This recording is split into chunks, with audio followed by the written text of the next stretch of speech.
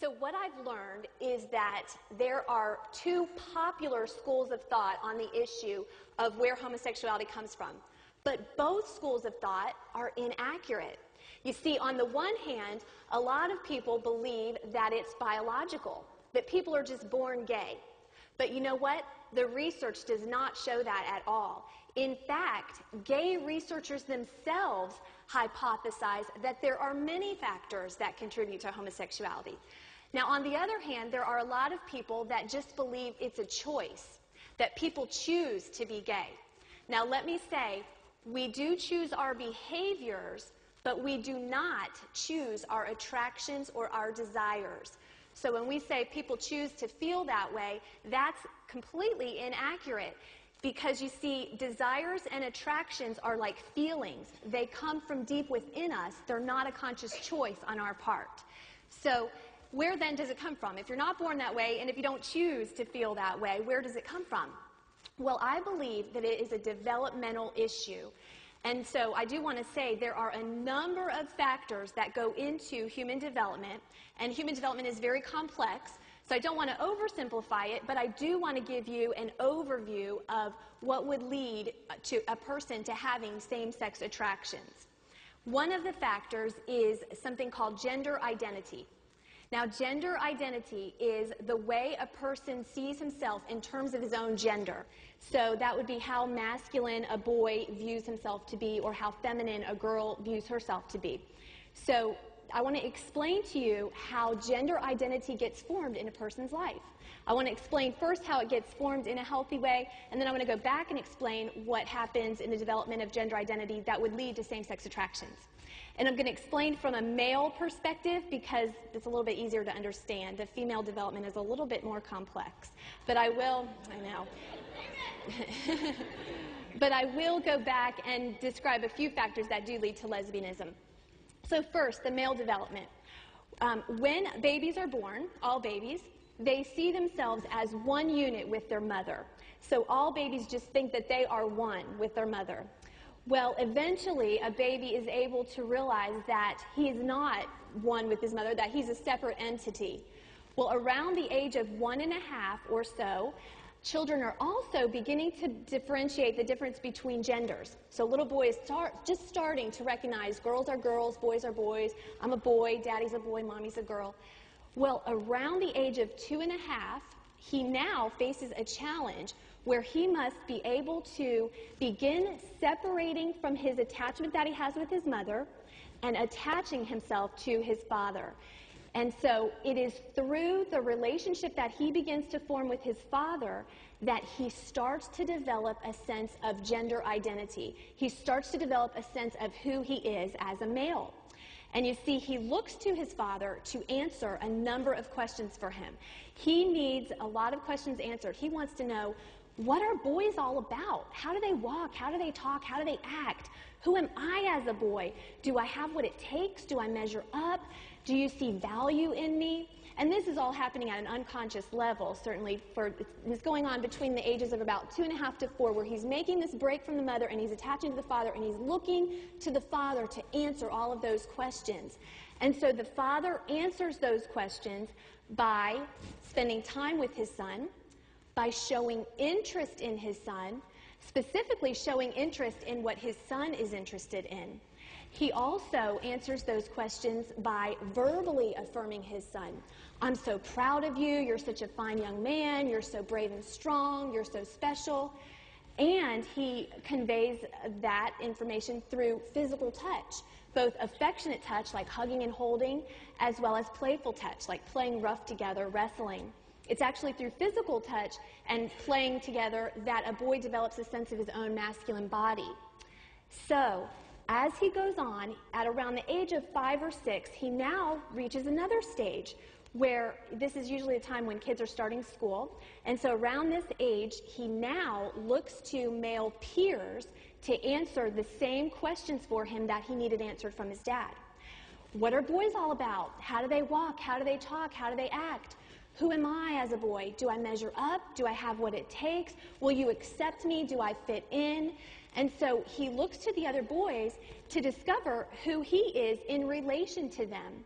And now what he needs from them is he needs to be accepted and included and affirmed, and he needs to spend several years bonding with members of the same sex. You know, if you've ever noticed, when kids are in elementary school, they really don't want much to do with the opposite sex, do they? You know, girls have cooties. Well, that is a God-given stage of development, because we cannot become interested in the opposite sex until we first understand our own gender. We have to know who we are and what we're all about before we can be interested in the opposite sex. And so boys have then that steady diet of male connecting or male bonding from the time around 2.5 or so all the way up through puberty. And those 10 or so years give that child a strong sense of who he is as a male, so that when he reaches puberty, he now can begin to become interested in the opposite sex. Now he's got a good sense of who he is, so he then begins to become interested in girls. What are girls all about? They're the intriguing, mysterious other gender. So for the boy that develops same-sex attractions or homosexual attractions, this process that I've just described does not happen. So let me go back and explain what happens in that process of development. But again, I will say human development is very complex, so there are a number of factors that contribute, and I'm just going to give you a basic overview. Usually, for the boy who will develop same-sex attractions, around the age of 2.5 or so, there's something that prevents him from detaching from his mother and attaching himself to his father. Either he doesn't have a father. Now let me say this, I certainly don't in any way want to imply that all boys who grow up without fathers are going to be gay. Clearly we know that is not the case. There are a number of factors that contribute. This is one of them. And if a boy doesn't have a father figure can step in. But for the boy who ends up with same-sex attractions, either he doesn't have a father that he can connect with, or he doesn't have a father that he perceives as safe and welcoming. Now, let me say a word about perceptions. Perceptions are everything. It's not so much what happens to us that matters as how we perceive what happens to us. So if a boy does not perceive that his father wants that relationship and is safe and welcoming, then he's going to have difficulty connecting with him. You know, the perceptions are influenced by our temperament. So let me just say a few words about that. Well, an example of how temperament influences perceptions is that a child who's more sensitive is going to take things more personally than a child who's not as sensitive by nature. And so temperament affects how we see things that are happening to us. Usually the temperament of a child who will go on to have same-sex attractions is that he's sensitive, so he's taking things to heart that happen to him. He might be taking things personally, even if they're not meant personally. He also, usually the child that ends up with same-sex attractions is usually very smart and very intuitive. He's paying attention to every little detail, and he notices everything that happens. And he tends to take those things to heart. And so he also, another factor is, temperamental factor, is sometimes they're more artistic than athletic. And so those are just some of the temperamental factors that go into it. But because of perceptions, he may perceive that his father does not want a relationship with him. Let me say another word about that.